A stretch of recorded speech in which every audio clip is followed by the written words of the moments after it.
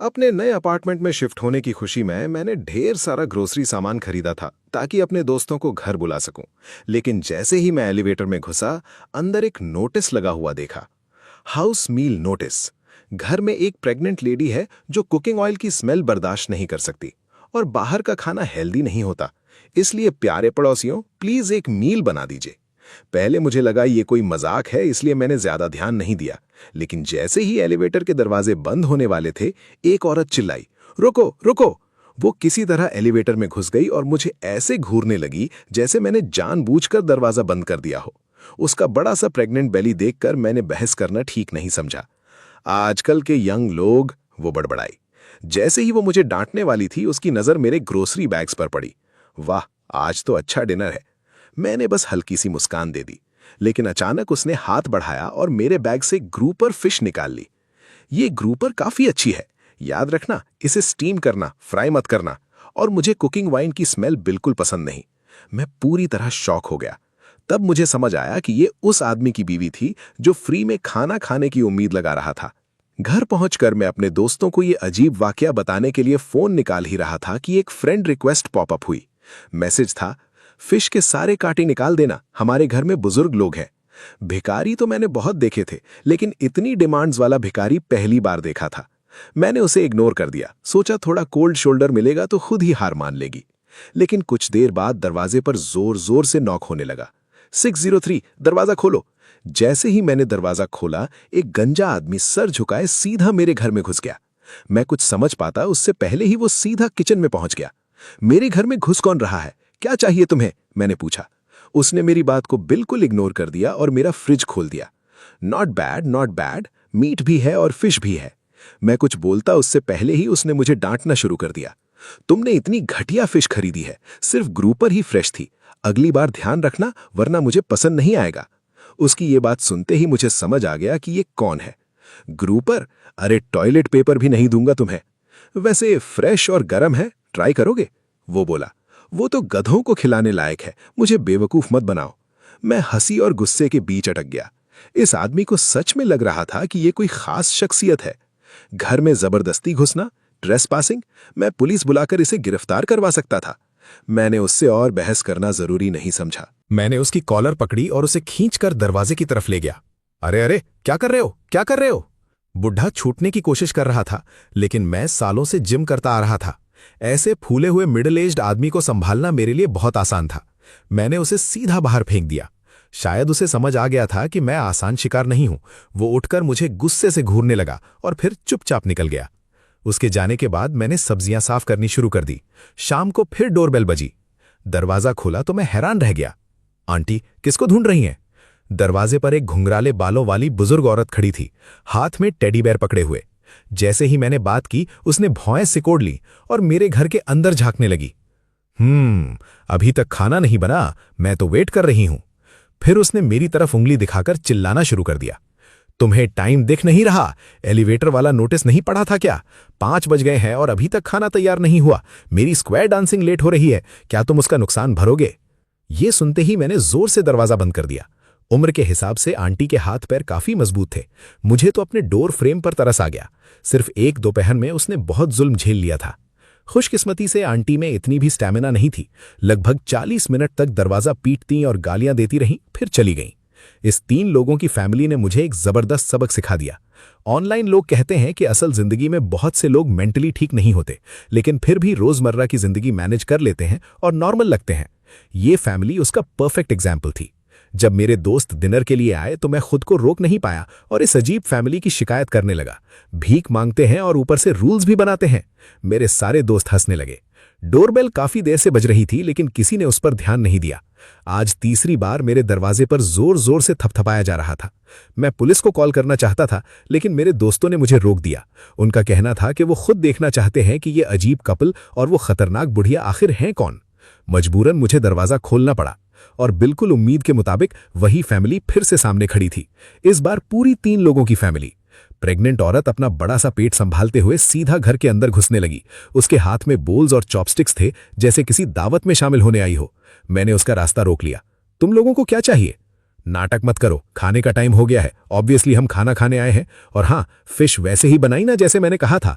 मैं पहले ही वार्निंग दे रही हूं, अगर कुछ ऑयली खाकर मेरे बेबी को कुछ हो गया तो तुम अपनी सारी प्रॉपर्टी बेच दो, तब भी उसका मुआवजा नहीं दे पाओगे। मेरे दोस्त ये सब सुनकर सन्न रह गए।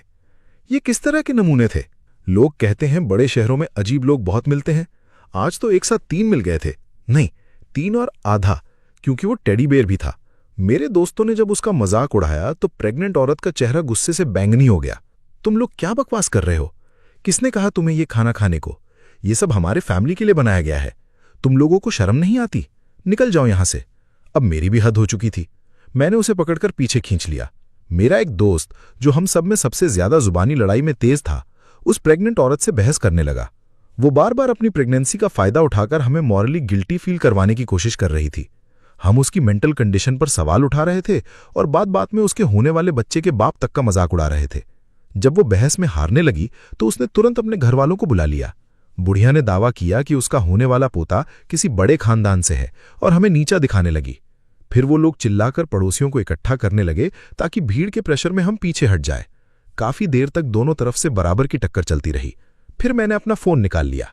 मैंने धमकी दी, अगर तुम लोगों ने ये सब बंद नहीं किया तो मैं पुलिस को कॉल करूंगा। या तो यहां से निकल जाओ या फिर तुम्हारे खिलाफ पब्लिक न्यूसेंस की रिपोर्ट करूंगा। मुझे लगा इससे वो डर जाएंगे, लेकिन थोड़ी ही देर बाद फिर से दरवाजे पर नॉक हुआ। सीरियसली, क्या ये कभी खत्म भी होगा? मेरा दोस्त गुस्से में दरवाजा खोलने गया। दरवाजा खुलते ही उसकी आवाज बदल गई। पुलिस, पुलिस आ गई। मैं भी थोड़ा हैरान रह गया। क्या मैंने गलती से पुलिस को कॉल कर दिया था? नहीं, ऐसा तो हो नहीं सकता। मैं इतना भी नशे में नहीं था। लेकिन जैसे ही मैंने पुलिस ऑफिसर के पीछे चमकता हुआ गंजा सर देखा, मुझे सब समझ आ गया। ऑफिसर, ये लोग हैं, रात के बीच में हंगामा कर रहे हैं। गंजा आदमी मुझे घूर रहा था। उसकी बीवी अपना पेट पकड़कर ऐसे एक्टिंग कर रही थी जैसे अभी इसी वक्त बच्चा पैदा होने वाला हो। ऑफिसर, ये लोग इतना शोर मचा रहे हैं कि मुझे नींद नहीं आती। इन्हें अरेस्ट कीजिए। गंजा आदमी भी तुरंत शिकायत करने लगा। हाँ ऑफिसर, हमारे घर में बुजुर्ग लोग हैं। इनका शोर बहुत परेशान करता है। ये पुरानी बिल्डिंग है, हॉलवे में सिक्योरिटी कैमरास भी नहीं है और इनके घर में इतने सारे लोग जमा हैं। सच कहूं तो जो वो कह रहा था कुछ हद तक सही भी लग रहा था। इसीलिए मुझे पुलिस के साथ कोऑपरेट करना पड़ा और स्टेटमेंट देनी पड़ी। स्टेटमेंट लेने के बाद पुलिस ने हमें सावधान रहने की सलाह दी और चली गई। पुलिस के जाते ही गंजे आदमी के चेहरे पर जीत वाली मुस्कान आ गई। हाँ, क्या हुआ? अब भी मारोगे? तुम लोगों को परेशान करने के मेरे पास बहुत तरीके हैं। मैं उस घटिया आदमी से और बात नहीं करना चाहता था। मैं दरवाजा बंद करने लगा, लेकिन उसकी हिम्मत और बढ़ गई। कुछ ही देर बाद पुलिस फिर से आ गई। कॉमरेड्स, हम पहले ही वार्निंग दे चुके हैं। अगर फिर से ऐसा हुआ तो हम कानून के मुताबिक एक्शन लेंगे। मेरा मूड अभी थोड़ा ठीक हुआ ही था कि मेरे दोस्त की नजर दरवाजे के बाहर खड़े उस गंजे आदमी पर पड़ी। वो इतना गुस्से में आ गया कि टेबल से एक बोल उठाकर लड़ाई के लिए तैयार हो गया। सबसे बुरी बात यह थी कि वो गंजा आदमी असली में डरपोक था। जैसे ही उसने देखा कि लड़ाई हो सकती है, उसने तुरंत अपनी प्रेग्नेंट बीवी और बूढ़ी मां को अपने सामने ढाल बनाकर खड़ा कर दिया। एक तरफ प्रेग्नेंट औरत थी, दूसरी तरफ एक बुजुर्ग औरत। ऐसे लोगों को छूना भी मुसीबत को दावत देने जैसा था। अगर उन्हें जरा सी भी चोट लग जाती तो मेरी जिंदगी भर की परेशानी शुरू हो सकती थी। मुझे डर था कि मेरा दोस्त गुस्से में कोई गलत कदम न उठा ले, इसीलिए मैं तुरंत आगे बढ़ा और उसे रोक लिया। छोड़ो, उसे जो करना है करने दो। मुझे पता है ये गंजा आदमी जानबूझकर हमें भड़का रहा है, हमें परेशान करने की कोशिश कर रहा है, लेकिन कोई भी इंसान पूरा दिन वहीं खड़ा नहीं रह सकता। मैं पहले ही उसके जाल में 3 बार फंस चुका था। इस बार मैंने दरवाजा बंद किया और कोने में कैमरा लगा दिया। हम फिर से खाना खाने लगे, लेकिन इस बार किसी ने एक शब्द भी नहीं बोला। बाहर गंजा आदमी कुछ बड़बड़ कर रहा था। आधे घंटे से भी कम वक्त बीता था कि पुलिस फिर आ गई। मैंने दरवाजा खोला तो वही 2 पुलिस ऑफिसर खड़े थे। इस बार उनके चेहरे काफी सख्त लग रहे थे। ये तीसरी बार है, किसी ने फिर कंप्लेंट की है, आपको हमारे साथ स्टेशन चलना पड़ेगा। साफ दिख रहा था कि पुलिस भी इस तरह के रिपीट ऑफेंडर्स से तंग आ चुकी थी। ऑफिसर, 1 मिनट, मैंने पहले से तैयार रखा हुआ वीडियो कैमरा निकाला। ये फुटेज है जो आपके जाने के बाद हमारे घर के अंदर रिकॉर्ड हुई थी। मैंने कैमरा पुलिस को दे दिया। गंजे आदमी के चेहरे की मुस्कान तुरंत गायब हो गई। उसने मेरी तरफ उंगली दिखाकर गालियां देनी शुरू कर दी। ये सब करने की क्या जरूरत थी? खाना खाते वक्त भी रिकॉर्डिंग करते हो? पुलिस ऑफिसर वीडियो देखते देखते और ज्यादा सीरियस होता गया। मैंने मौका देखकर कहा, देखिए ऑफिसर, हम तो बस खाना खा रहे थे।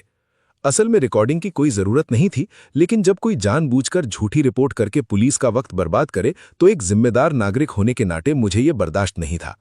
फिर भी उस गंजे आदमी की हिम्मत देखो। वो बोला, मैं बस कह दूंगा कि मुझे गलत सुनाई दिया था। मैंने आंखें घुमाई और बड़े प्यार से समझाया, public security administration punishment law के मुताबिक झूठी रिपोर्ट करने पर 5 से 10 दिन की डिटेंशन हो सकती है। बकवास, मुझे डराने की कोशिश मत करो। मैंने तुरंत जवाब दिया। अच्छा, और 500 युआन का फाइन भी लग सकता है। मैं पहले सर्विस इंडस्ट्री में काम करता था और लोगों को गुस्सा दिलाने में काफी एक्सपर्ट था। मेरी बात खत्म होते ही उसका चेहरा लाल हो गया। वो सीधा मुझ पर हमला करने के लिए दौड़ा। बस एक छोटी सी प्रॉब्लम थी। वो भूल गया था कि पुलिस ऑफिसर्स उसके बिल्कुल पास खड़े थे। 2-3 जोर की आवाजें आईं और अगले ही पल वो जमीन पर दबा दिया गया। उसकी माँ और प्रेग्नेंट बीवी जोर जोर से चिल्लाने लगीं और पुलिस वालों पर टूट पड़ी। वो पुलिस ऑफिसर्स की यूनिफॉर्म पकड़कर खींचने लगी। तुम लोगों को किसने हक दिया हमारे आदमी को पकड़ने का? देखना, मैं तुम सबकी शिकायत करूंगी, किसी ने थककर कहा। प्रेग्नेंट औरत के साथ पुलिस भी क्या करे, इनसे निपटना बहुत मुश्किल होता है। दोनों तरफ से तनाव बना हुआ था। मैं दरवाजे के फ्रेम से टेक लगाकर तमाशा देख रहा था, लेकिन अचानक वो औरत अपना सारा गुस्सा मेरी तरफ ले आई। सब तुम्हारी गलती है, हम पड़ोसी हैं। अगर मैं तुम्हारे घर का खाना खा लूं तो क्या बुरा है? ऊपर से तुमने पुलिस बुलाकर मेरे हस्बैंड को अरेस्ट भी करवा दिया। मैंने मुंह में रखे सनफ्लावर सीड्स के छिलके थूके और बड़े गंभीर अंदाज में कहा, पुलिस यहीं खड़ी है, संभल कर बात करो। तुम्हारे हस्बैंड ने जो झूठी कंप्लेंट की है उससे मेरा कोई लेना देना नहीं। प्रेग्नेंट औरत एक पल के लिए रुक गई, फिर अचानक उसने पास खड़े पुलिस ऑफिसर का हाथ पकड़ लिया। अच्छा, तो तुम लोग नकली पुलिस हो? वो चिंगाई। रुको, मैं अभी असली पुलिस को बुलाती हूं और तुम सब फेक ऑफिसर्स को गिरफ्तार करवाती हूं। उसने सिर्फ फेक पुलिस शब्द सुना था और बिना सोचे समझे बकवास किए जा रही थी। तभी बुढ़िया भी भागती हुई बाहर आई और सीधा पुलिस ऑफिसर के चेहरे पर नाखून मारने की कोशिश करने लगी। छोटा कुत्ता भी वहीं भौंक रहा था। पूरा कॉरिडोर ऐसा लग रहा था जैसे न्यू ईयर का सेलिब्रेशन चल रहा हो। हंगामा रात देर तक चलता रहा। आखिरकार मामला किसी तरह कंट्रोल हुआ। गंजा आदमी गिरफ्तार कर लिया गया। बुढ़िया को भी साथ ले जाया गया। उस पर पुलिस ऑफिसर पर हमला करने और पब्लिक डिस्टर्बेंस क्रिएट करने का केस बना। अब उस फैमिली के 3 में से 2 लोग जेल पहुंच चुके थे। बच गए थे बस 1 और आधा। दुर्भाग्य से बुढ़िया की उम्र इतनी ज्यादा थी कि उसे डिटेंशन में नहीं रखा जा सकता था। उसे वार्निंग देकर छोड़ दिया गया। आखिरकार बिल्डिंग में थोड़ी शांति लौट आई। मैंने अपने दोस्तों को विदा किया, कमरा साफ किया और सो गया। मुझे लगा अभी तो आंख बंद की थी कि अचानक जोर जोर से दरवाजा पीटने की आवाज ने मुझे जगा दिया। मजाक है क्या? क्या यह सिलसिला कभी खत्म नहीं होगा? मैं गुस्से में बेडरूम से बाहर निकला, लेकिन फिर मुझे एहसास हुआ कि नॉक मेरे दरवाजे पर नहीं हो रही थी। वो तो पड़ोस वाले फ्लैट का दरवाजा पीटा जा रहा था। मैंने फोन देखा, 4:50 AM।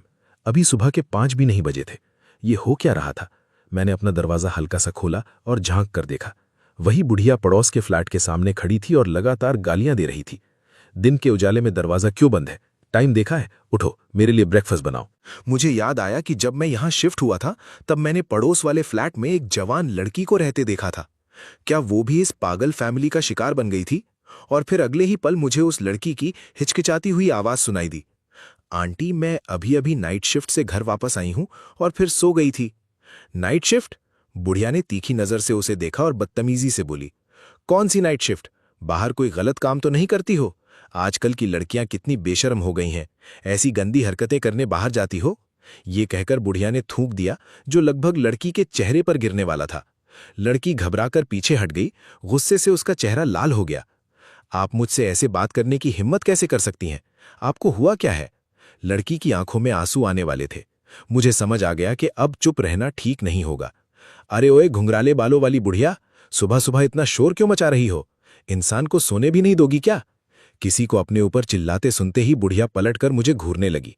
कौन है तुम? फिर आ गए बदतमीज लड़के। वो मुझे उंगली दिखा दिखाकर गालियां देने लगी, लेकिन पास आने की हिम्मत नहीं हुई। आखिर मेरे मसल सिर्फ दिखाने के लिए थोड़ी बने थे। मैं आराम से उसके पास गया और उसे इग्नोर करते हुए सीधा उस लड़की की तरफ देखा। तुम नाइट शिफ्ट करके आई हो ना, तो सो क्यों नहीं रही? इस पागल कुत्ते से बहस क्यों कर रही हो? जाओ अंदर जाकर आराम करो। ये कहकर मैंने उस लड़की को धीरे से घर के अंदर धकेल दिया और दरवाजा बंद कर दिया। बुढ़िया घबरा गई। अरे अरे, मैंने अभी तक ब्रेकफास्ट नहीं किया। लेकिन तब तक देर हो चुकी थी। तुम बदमाश, मैं तुमसे लड़ूंगी। बुढ़िया ने अपनी स्लीव्स चढ़ा ली और तब मैंने बिना एक सेकंड सोचे सीधा जमीन पर छलांग लगा दी। अपना सीना पकड़ा, आंखें बंद कर ली, जमीन पर लौटने लगा और जोर जोर से चिल्लाया, अయ్यो, आउच, बचाओ। ये पूरा परफॉर्मेंस मैंने इतनी प्रैक्टिस के साथ किया जैसे रोज का काम हो। बुढ़िया वहीं जम गई। उसकी आंखें इतनी बड़ी हो गईं जैसे उसने भूत देख लिया हो। शायद उसने कभी सोचा भी नहीं होगा कि कोई उसकी ही चाल उसके खिलाफ इतनी परफेक्शन के साथ यूज करेगा। काफी देर तक वो बस मुझे घूरती रही, फिर हकलाते हुए बोली, तुम मुझे फंसाने की कोशिश कर रहे हो। मैं आलस से एक हाथ के सहारे उठकर बैठ गया। अच्छा, तो क्या तुम भी मेरे साथ यहीं लेटना चाहती हो? बुढ़िया का चेहरा काला पड़ गया। उसने जोर से नाक से आवाज निकाली, अपना कुत्ता उठाया और गुस्से में चलती बनी। डन। मैं खड़ा हुआ, कपड़ों की धूल झाड़ी। तभी पड़ोस वाले फ्लैट का दरवाजा खुला। वही जवान लड़की बाहर आई और मेरा शुक्रिया अदा करने लगी। अगर आप मेरी मदद ना करते तो मुझे सच में समझ नहीं आता क्या करती। मैंने हाथ हिला दिया। अरे हम सब पड़ोसी हैं, इतनी फॉर्मेलिटीज की जरूरत नहीं। मेरी बात सुनकर वो हंस पड़ी। फिर उसने अपना फोन निकाला और मुझे वीचैट पर ऐड करने को कहा। मैंने मना नहीं किया। मैंने उसे बता दिया कि वो पागल फैमिली अगर फिर से तंग करे तो सीधा मुझे कांटेक्ट करे। ये कहने के बाद मुझे लगा जैसे मेरे अंदर से न्याय और धर्म की रोशनी निकलकर पूरी अंधेरी स्टेयरवेल को रोशन कर रही हो। घर लौटकर मैंने फ्रिज खोला और मेरा सर दर्द से धड़कने लगा। कल रात मेरे दोस्तों का पेट ही नहीं भरा था। उन्होंने फ्रिज का लगभग हर सामान साफ कर दिया था, एक लेटस का पत्ता तक नहीं छोड़ा। जो मिला धोकर खा गए। अब फ्रिज में सिर्फ कुछ हरी मिर्च बची थी। मजबूरन मुझे ऑनलाइन खाना ऑर्डर करना पड़ा और डेस्क पर बैठकर काम करने लगा। लगभग 1 घंटे बाद मैंने फोन देखा। डिलीवरी स्टेटस में लिखा था कि खाना डिलीवर हो चुका है। डिलीवरी वाले ने कॉल क्यों नहीं किया? मुझे थोड़ा अजीब लगा, लेकिन मैंने ज्यादा ध्यान नहीं दिया। कई डिलीवरी राइडर्स जल्दी में होते हैं और सीधा दरवाजे पर पैकेट लटकाकर चले जाते हैं। मैंने दरवाजा खोला, बाहर कुछ भी नहीं था। मैं एकदम सन्न रह गया। मैंने तुरंत डिलीवरी राइडर को कॉल किया। भाई, मेरा खाना कहाँ है? राइडर ने सीधा जवाब दिया, आपकी वाइफ ले गई। मैं हैरान रह गया। मेरी तो गर्लफ्रेंड भी नहीं है, वाइफ कहां से आ गई? जैसे ही मैं उससे बहस करने वाला था, अचानक मेरे दिमाग में एक ख्याल आया। भाई, जिस वाइफ की तुम बात कर रहे हो, क्या उसका पेट बहुत बड़ा है, नाक थोड़ी गोल है और चेहरे पर फ्रेकल्स है? बिल्कुल बिल्कुल वही। मैं कुछ नहीं कह रहा भाई, बस इतना कह रहा हूं कि उनकी भूख बहुत अच्छी है। मेरी तो। मैंने गुस्से में फोन काट दिया। उनके घर जाकर हंगामा करने का कोई फायदा नहीं था। स्टेयरवेल में कोई सिक्योरिटी कैमरा नहीं था। वो लोग कभी मानेंगे भी नहीं कि खाना उन्होंने लिया है। भूख से मेरा दिमाग काम करना बंद कर रहा था। आखिर मुझे नीचे जाकर कुछ स्टीम्ड बन्स खरीदने पड़े ताकि पेट भर सकूं। दोपहर में मैंने जानबूझकर पीक लंच आवर अवॉइड किया। सोचा 2 बजे के आसपास ऑर्डर करूंगा तो शायद उन पागलों से बच जाऊंगा। लेकिन वो लोग मुझसे भी ज्यादा चालाक निकले। बुढ़िया नीचे ही डिलीवरी राइडर्स का इंतजार कर रही थी। वो हर डिलीवरी राइडर से पूछती कि किस फ्लोर पर डिलीवरी देनी है, और जैसे ही उसे पता चलता कि ऑर्डर मेरा है, वो मेरा लंच छीन लेती। जब मैं भागते हुए नीचे पहुंचा, बुढ़िया अभी भी मेरा रोस्ट डक वाला पार्सल हाथ में पकड़े खड़ी थी। डिलीवरी वाला हंसकर बोला, अरे भाई, आंटी कह रही थी कि उन्हें भी रोस्ट डक टेस्ट करना है। मैं हंस पड़ा और बोला, हाँ, अच्छे से खाओ, बस गले में अटक ना जाए। बुढ़िया मेरी बात सुनकर और जोर से गालियां देने लगी। उसी वक्त मेरे दिमाग में एक प्लान आया। खाना इतना पसंद है, ठीक है, पेट भर के खिलाता हूं। घर लौटकर मैंने डिलीवरी ऐप खोला। इस बार मैंने जानबूझकर ऐसे रेस्टोरेंट्स चुने जिनके नाम बहुत फैंसी थे, लेकिन रेटिंग्स बहुत ही घटिया थीं।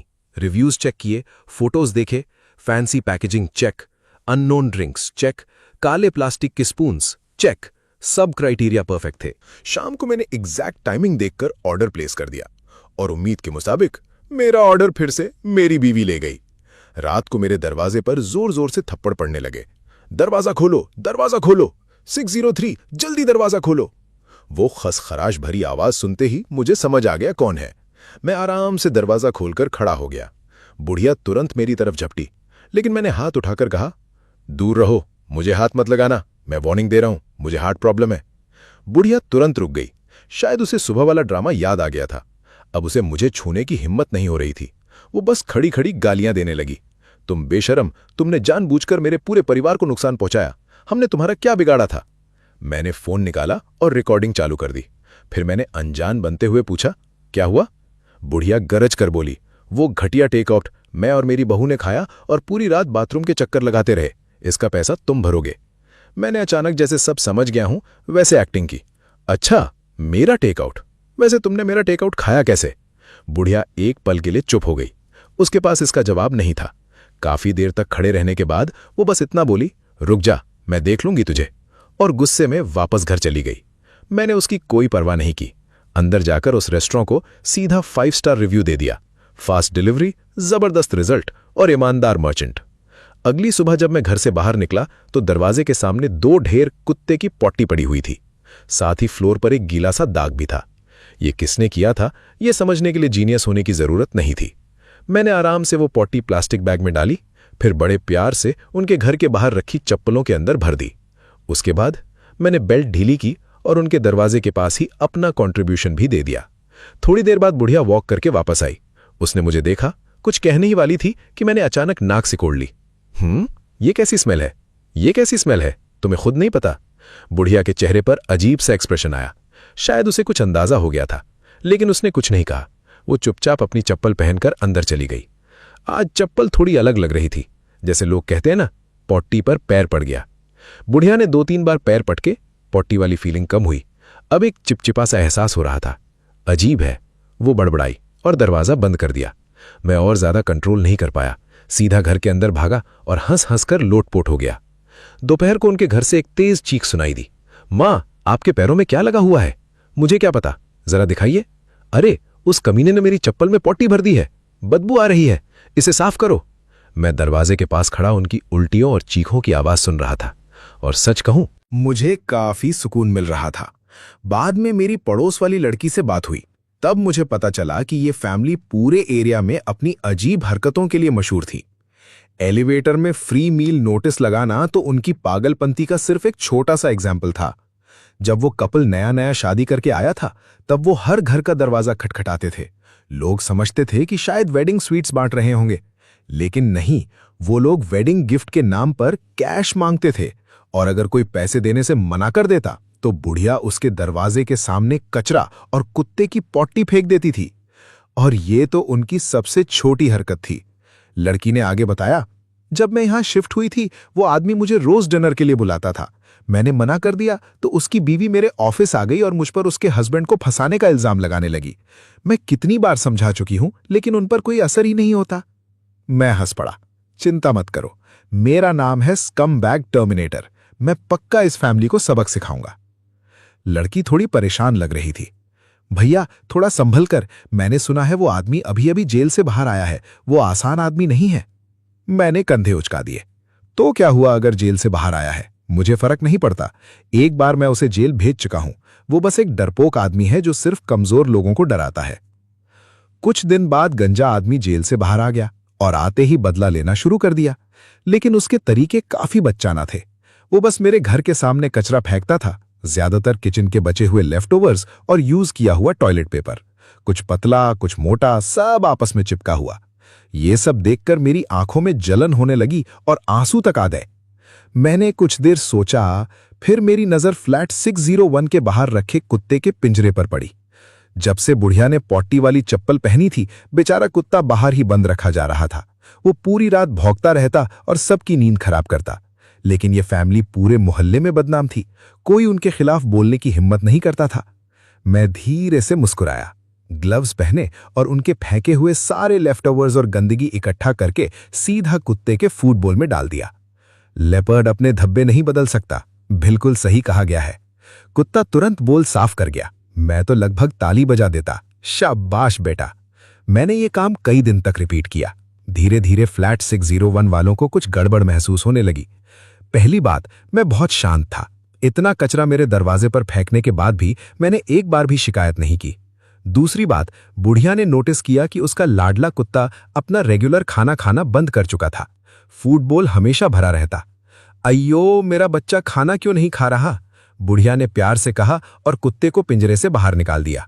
कुत्ता खुशी से पागल हो गया। वो लगातार बुढ़िया का चेहरा चाटने लगा। मैं ये तमाशा देख रहा था। सच कहूं तो मुझे उल्टी सी आने लगी, लेकिन इतनी आसानी से उन्हें माफ कर देना मुझे मंजूर नहीं था। अगली सुबह मैंने हमेशा की तरह कुत्ते का स्पेशल मिक्स्ड मील तैयार किया और सीधा गांव की तरफ निकल गया, वहां के लोगों से ताजा खाद यानी फार्म मन्योर खरीदने। अरे वाह, इतनी ज्यादा क्यों चाहिए? एक बुजुर्ग किसान हैरान हो गया जब मैंने उससे 20 जिन यानी लगभग 10 किलो मांगा। मैंने मुस्कुराते हुए जवाब दिया, घर में 3 अजीब प्राणी रहते हैं, उन्हें बहुत खाद चाहिए। बुजुर्ग को अजीब प्राणी का मतलब समझ नहीं आया, लेकिन वो काफी उत्साहित हो गया। उसने तुरंत बाजू चढ़ाई और गांव के पब्लिक टॉयलेट की तरफ निकल गया। थोड़ी देर बाद 2 बड़े बड़े बकेट्स भरकर आ गए, बिल्कुल ताजा माल। मैं पूरी तैयारी के साथ घर लौट आया, टाइमिंग चेक की और सीधा फ्लैट 601 के दरवाजे पर पहुंच गया। काम शुरू करने से पहले मैंने पड़ोस वाली लड़की को मैसेज भेजा, आज घर से मत निकलना, बाहर बायोलॉजिकल वेपन तैनात है, कहीं कोलैटरल डैमेज का शिकार मत हो जाना। सब तैयार? मैंने बकेट खोला। एक इतनी तेज बदबू निकली कि मेरी सांस ही रुक गई। मैंने तुरंत एक और मास्क पहन लिया, फिर मॉप उठाया। जैसे लोग कहते हैं, हाई क्वालिटी इंग्रेडिएंट्स को सिर्फ सिंपल कुकिंग की जरूरत होती है। मैंने मॉप को बकेट में डुबोया, ध्यान रखा कि हर एक स्ट्रिप अच्छी तरह गीली हो, फिर बड़े प्यार और लगन से पूरे दरवाजे के फ्रेम पर उसका कोटिंग कर दिया। कहीं कोई कोना खाली नहीं छोड़ा। उसके बाद बचा हुआ सारा मटेरियल दरवाजे के पास रखे शू रैक, चप्पलों और स्टोरेज कैबिनेट पर इवनली स्प्रेड कर दिया। मैं अपने काम में इतना डूब गया था कि मुझे पास खड़े कुत्ते की हरकतें भी नजर आ रही थीं। वो लालच में पैर पटक रहा था, कभी कभी भौंक भी देता था, जैसे मुझे डांट रहा हो। इतना अच्छा खाना बर्बाद क्यों कर रहा है? मैंने बड़ी दरियादिली दिखाई, एक चम्मच भरकर उसके सामने रख दिया और तुरंत उसका मुंह बंद हो गया। काम खत्म होने के बाद मैं खड़ा हुआ, अपनी मास्टरपीस को एडमायर किया, एक फोटो खींची और खुशी खुशी घर लौट आया। मैं सोच रहा था, जब फ्लैट 601 वाले मेरी इतनी मेहनत से तैयार की गई दावत देखेंगे तो क्या वो इमोशनल होकर रो पड़ेंगे। मैंने तुरंत इसकी फोटो बिल्डिंग के ग्रुप चैट में डाल दी। बस फिर क्या था, 3 मिनट के अंदर ग्रुप फट पड़ा। साला भाई रुक जा, मैं खाना खा रहा था। ये फ्लैट 601 है क्या? वाह, क्या इंटीरियर डेकोरेशन है। वैसे भी मैं शिफ्ट होने वाले दिन ही उन लोगों को ओनर्स ग्रुप से निकलवा चुका था। थोड़ी देर बाद पड़ोस वाली लड़की का मैसेज आया, भैया ये तो हद हो गई। मैंने तुरंत सफाई दी, गलत मत समझना, मैं वैसे वाला इंसान नहीं हूं। हम चैट कर ही रहे थे कि अचानक बाहर से एक तेज चीख सुनाई दी। ये कैसी बदबू है? हस्बैंड, ये तो हमारा घर है। अरे माँ, आप क्या खा रही हैं? बुढ़िया चीख रही थी। शायद उसे अचानक कुछ समझ आ गया था और फिर जोर जोर से उल्टियां करने लगी। मैंने दरवाजा खोला, पूरा परिवार उल्टी करते हुए नजर आया। मैं खुद को रोक नहीं पाया और चिल्लाया, तुम लोग कब रुकोगे? खाना है तो चुपचाप घर के अंदर खाओ। कितने गंदे हो तुम लोग। गंजा आदमी गुस्से से लाल हो गया। उसने मेरी तरफ उंगली दिखाई और गरजा, कमीने, ये सब तूने किया है ना? मैं बिल्कुल शांत खड़ा उसे देख रहा था। वो कमर पकड़कर उल्टी कर रहा था। मैंने अपने चेहरे का एक्सप्रेशन ठीक किया। मेरा चेहरा 3 मास्क से ढका हुआ था। मैंने बिल्कुल शांत आवाज में कहा, सबूत के बिना कुछ मत बोलो, वरना मैं तुम पर डेफेमेशन का केस कर दूंगा। गंजा आदमी गुस्से से चिल्लाया, मैं जो बोल रहा हूं वही सबूत है। ये कहकर उसने तुरंत फोन निकाला और पुलिस को कॉल कर दिया। जब पुलिस पहुंची तो सामने उल्टियों का ढेर और बदबू से भरा दरवाजा देखकर वो भी हैरान रह गई। गंजा आदमी और उसका पूरा परिवार पुलिस की तरफ ऐसे भागा जैसे कोई देवता आ गया हो, रोते चिल्लाते शिकायत करते। उन्हें यह भी याद नहीं रहा कि उनके हाथ अभी भी उल्टी से भरे हुए थे। लेकिन पुलिस सिर्फ रोना धोना देखकर फैसला नहीं करती, उन्हें सबूत चाहिए होते हैं, और उनके पास मेरे खिलाफ कोई सबूत नहीं था। पुलिस कुछ देर इन्वेस्टिगेशन करके चली गई। जाते जाते वो फैमिली मुझे ऐसी नजरों से देख रही थी जैसे मुझे जिंदा खा जाएगी। मैं बस हल्का सा खांसा, बिल्कुल शांत रहा और आराम से घर लौटकर लंबा शावर ले लिया। मैं तो सिर्फ कुछ मिनट के लिए वहां खड़ा था और मुझसे भी बदबू आने लगी। क्या मनहूस दिन है। सच कहूं तो वो फैमिली काफी एफिशिएंट निकली। अगली सुबह जब मैं कचरा फेंकने बाहर निकला तो देखा कि उन्होंने पूरा दरवाजा साफ कर दिया था। दरवाजे के पास वाला शू रैक भी गायब था। हालांकि बदबू अभी भी हवा में मौजूद थी, फिर भी मुझे अंदर से सुकून मिला। एक और दिन किसी को सुधारने में सफल रहा। सच में मैं कितना नेक इंसान हूं। इस बीच जो फोटो मैंने ग्रुप चैट में डाली थी वो पूरे मोहल्ला में वायरल हो गई। नीचे चेस खेलने वाले बुढ़े तक मुझे देखकर सिगरेट ऑफर करते, थम्स अप दिखाते हुए कहते, बेटा असली आदमी तो तुम हो। मैं शराफत से मुस्कुराता और कहता, बस जनता की सेवा कर रहा हूं। अगले कुछ दिन तक फ्लैट 601 वाली फैमिली बहुत सीधी बनी रही।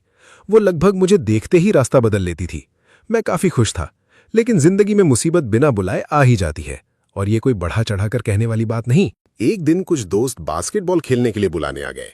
ये पुरानी कॉलोनी थी, लेकिन नीचे स्पोर्ट्स फैसिलिटीज काफी अच्छी थी। बास्केटबॉल कोर्ट भी था। थोड़ा पुराना जरूर था, लेकिन स्ट्रीट कोर्ट पर खड़े होकर दूसरों को देखने से तो बेहतर ही था। हम सब बड़े जोश में कोर्ट पर पहुंच गए, लेकिन वार्म अप भी शुरू नहीं हुआ था कि एक ग्रुप बुढ़ियां स्पीकर घसीटते हुए आ पहुंची। और सबसे आगे कौन? फ्लैट 601 वाली बुढ़िया। हट जाओ, ये हमारा डांस एरिया है। मेरा दोस्त तुरंत भड़क गया, ये बास्केटबॉल कोर्ट है, डांस फ्लोर नहीं। लेकिन बुढ़िया हमेशा की तरह बदतमीज थी। वो चिल्लाई, तो क्या हुआ, तुम लोग ही यहाँ के मालिक हो क्या? मेरा दोस्त और गुस्से में आ गया। मैं भी कुछ कहना चाहता था, लेकिन सामने इतनी सारी आंटीज थीं कि मैंने सोचा छोड़ो। हम जाने ही वाले थे कि अचानक उन्हीं आंटीज में से एक शरीफ सी दिखने वाली बुजुर्ग औरत बोली, गिलान, हम लोग तो गेट के पास खुली जगह में डांस करते हैं ना, फिर यहाँ क्यों आई हो?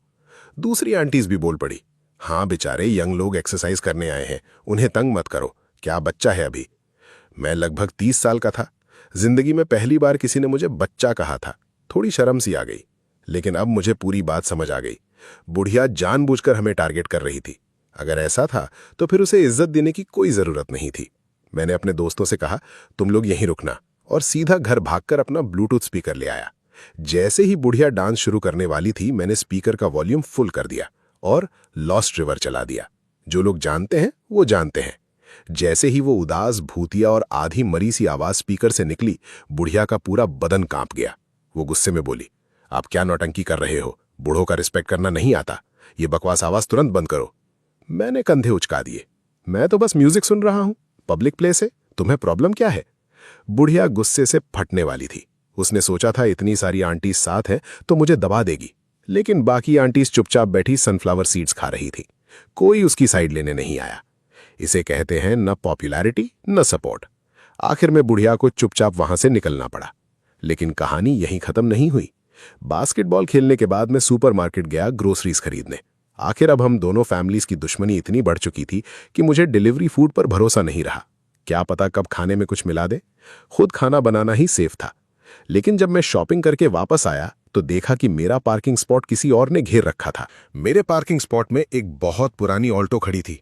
उसके सामने मेरी मर्सिडीज भी खास नहीं लग रही थी। कार ओनर ने फोन नंबर भी नहीं छोड़ा था। मैंने फोटो खींची और सोसाइटी ग्रुप में डाल दी। ये कार किसकी है जो मेरे पार्किंग स्पॉट में खड़ी है, प्लीज हटा दीजिए। तुरंत किसी ने मुझे टैग करके रिप्लाई किया, पूछो मत, तुम्हारे पड़ोस वाले गंजे आदमी की है। ये पहली बार नहीं था। वो कमीना कई बार मेरा पार्किंग स्पॉट ऑक्यूपाई कर चुका था। पूरा बदतमीज आदमी था। कितना भी समझाओ, कार हटाता ही नहीं था। नीचे वाले वो बुढ़े अंकल जो मुझे सिगरेट देते थे, उन्होंने भी ग्रुप में लिखा, बेटा छोड़ दो, सब्र का फल मीठा होता है। मैंने सोचा, सब्र? मेरी जूती। मैं सीधा मार्केट गया। वहां से ढेर सारे सेफ्टी नेल्स खरीदे। फिर उन्हें अपने पार्किंग स्पॉट के आसपास वेल्ड कर दिया। उसके बाद कुछ रोड ब्लॉक्स खरीदे। हर एक में कंक्रीट भर दिया और उन्हें कार के सामने रख दिया। हार्डवेयर स्टोर से ये सब मिलाकर सिर्फ लगभग 300 युआन का सामान आया था, लेकिन मैंने 8000 युआन देकर इनवॉइस बनवा ली और प्रॉपर बिल भी ले लिया। उसके बाद मैंने एक कैन हेरिंग फिश खरीदी। जब मैंने कैन खोला तो मुझे लगा मेरी परदादी सामने खड़ी नाक पकड़कर मुझे देख रही हैं। बदबू इतनी खतरनाक थी। मैंने आराम से उसका ब्रॉथ कार के एसी वेंट में डाल दिया। जाते जाते विंडशील्ड पर थोड़ा इंजन ऑयल भी गिरा दिया। मैं एक जिम्मेदार नागरिक हूं। अगली सुबह गंजा आदमी पागल की तरह मेरे पास आया। तुम मरना चाहते हो क्या? किसने कहा था ये सब मेरे कार के आसपास लगाने को? अभी के अभी हटाओ। मैंने जोर की जम्हाई ली। ये मेरा पार्किंग स्पॉट है, मैं जो चाहूं करूं, तुम्हें क्या प्रॉब्लम है? गंजा आदमी गुस्से से दांत पीसने लगा। ठीक है, रुक जा, देखता हूं तुझे। वो तुरंत टूल्स ले आया और खुद ही सब तोड़ना शुरू कर दिया। मैं साइड में सनफ्लावर सीड्स खा रहा था और बड़े प्यार से याद दिलाया, ये मेरी प्राइवेट प्रॉपर्टी है, तोड़ोगे तो पैसे देने पड़ेंगे। वो चिल्लाया, मैं दे दूंगा। जब उसे समझ नहीं आई तो मैंने पुलिस को कॉल कर दिया। पुलिस जब पहुंची तब तक वो जमीन से कई ट्रायंगुलर नेल्स निकाल चुका था। पुलिस को देखते ही उल्टा वो शिकायत करने लगा, ऑफिसर देखिए, इस कमीने में मेरी कार के चारों तरफ कील और कंक्रीट ब्लॉक्स लगा दिए हैं। क्या ये जानबूझकर परेशान नहीं कर रहा? मैंने बिना एक शब्द वेस्ट किए सीधा पार्किंग स्पॉट का परचेज कॉन्ट्रैक्ट निकाल दिया। ऑफिसर, ये पार्किंग स्पॉट मेरा है। मैं इसमें कील लगाता हूं या फूल उगाता हूं, किसी और को क्या? जब तक मैं यहां घर नहीं बना रहा, किसी का कोई लेना देना नहीं। पुलिस ने सर हिलाकर मेरी बात मान ली। फिर गंजे आदमी को वार्निंग दी, ये उनकी प्राइवेट प्रॉपर्टी है, नुकसान पहुंचाया तो कानूनी कार्रवाई हो सकती है। अब गंजे आदमी की सारी हवा निकल गई। वो तुरंत नरम पड़ गया, माफी मांगने लगा। कभी आपका पार्किंग स्पॉट ऑक्यूपाई नहीं करूंगा, बस मुझे जाने दो। मैंने शांति से कहा, मैंने इन नेल्स और ब्लॉक्स पर 8000 युआन खर्च किए हैं।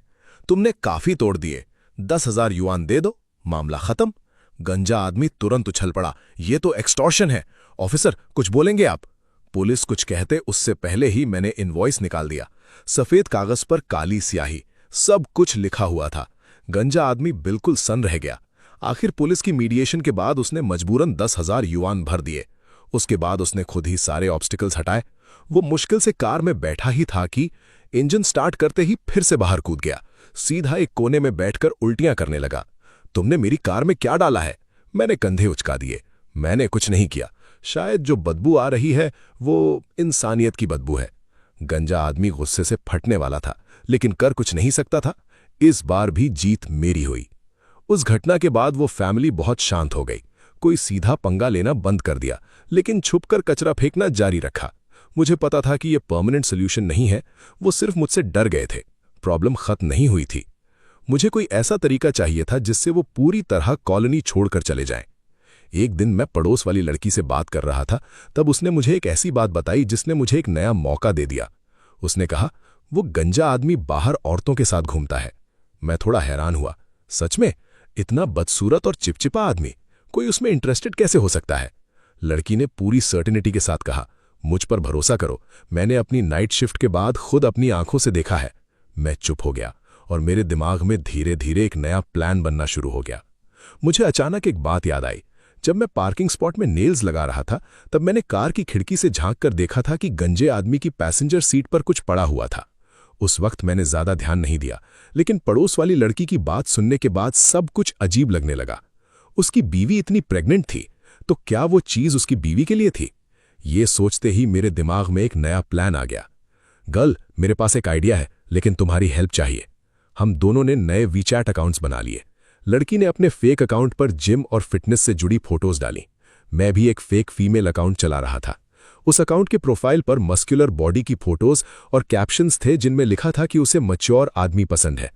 दूसरी तरफ मैंने एक अमीर दोस्त की लग्जरी वॉचेज, स्पोर्ट्स कार्स और विलास की फोटोज लेकर एक रिच बिजनेसमैन टाइप प्रोफाइल तैयार की। लगभग 1 महीना हमने दोनों अकाउंट्स को नेचुरल दिखाने में लगाया। मई के महीने में हमने ऑपरेशन शुरू किया। पहला स्टेप था उन दोनों हस्बैंड वाइफ को ऐड करना। मैं गंजे आदमी को ऐड करूंगा और लड़की उसकी प्रेग्नेंट वाइफ को। आखिर आदमी ही आदमी की कमजोरी सबसे अच्छी तरह समझता है। मैंने अभी गंजे आदमी को ऐड ही किया था। मैं सोच रहा था कॉन्वर्सेशन कैसे शुरू करूं। तभी उसका मैसेज पहले आ गया। ब्यूटीफुल लेडी, तुम बहुत खूबसूरत हो। इतनी रात को मुझे ऐड किया है, क्या मैं तुम्हारा साथ दे सकता हूं? मैंने मेंटली खुद को प्रिपेयर किया हुआ था, फिर भी मुझे उल्टी सी आने लगी। मैंने मुश्किल से टाइप किया, अरे भैया, आप तो कितनी अच्छी बातें करते हो। इसी बीच पड़ोस वाली लड़की ने मुझे स्क्रीनशॉट भेजा। प्रेग्नेंट वाइफ अपने हस्बैंड से थोड़ी ज्यादा संभल कर बात कर रही थी। उसका पहला मैसेज था, आप कौन हैं, क्या काम है?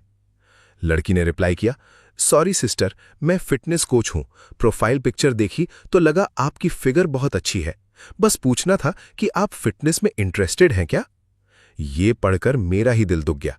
मैं सोचने लगा, इतना बड़ा झूठ, अगले जन्म में मेरी जुबान जरूर खींच ली जाएगी। लेकिन ये सजा तो बहुत जल्दी मिल गई। प्लान सरप्राइजिंगली स्मूथ चल रहा था।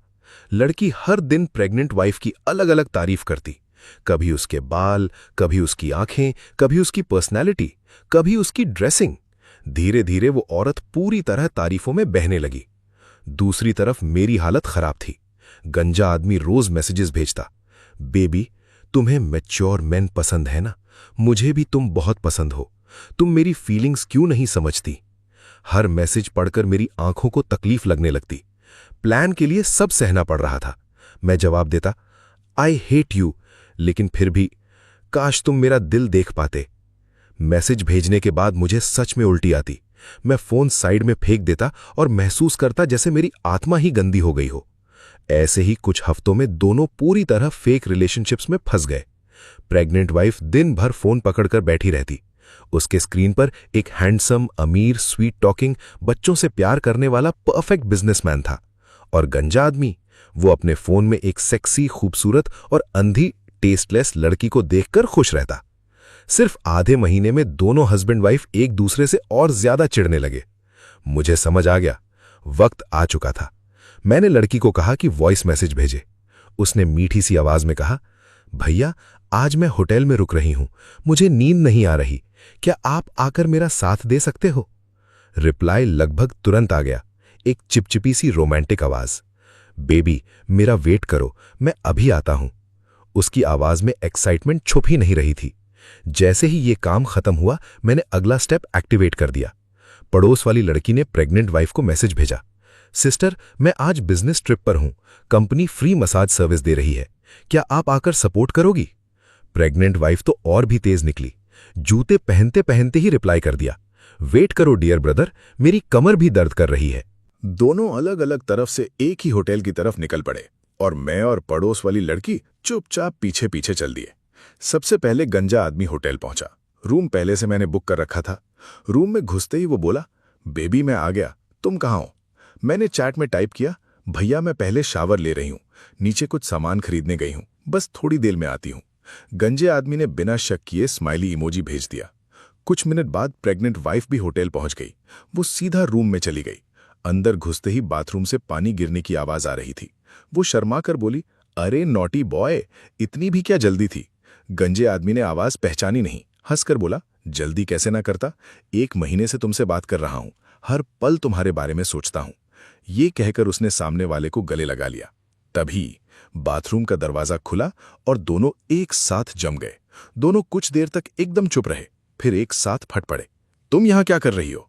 प्रेग्नेंट वाइफ भी पीछे हटने वाली नहीं थी। मुझसे पूछ रहे हो तुम होटल में क्या कर रहे हो, और ये बेबी किसको बुला रहे थे? प्रेग्नेंट होने के बावजूद उसका फाइटिंग स्पिरिट जरा भी कम नहीं हुआ था। उसने सीधा गंजे आदमी के बचे खुचे बाल पकड़ लिए। मैं तुम्हारे बच्चे की मां बनने वाली हूं और तुम बाहर आशिकी कर रहे हो? तुम इंसान हो भी या नहीं?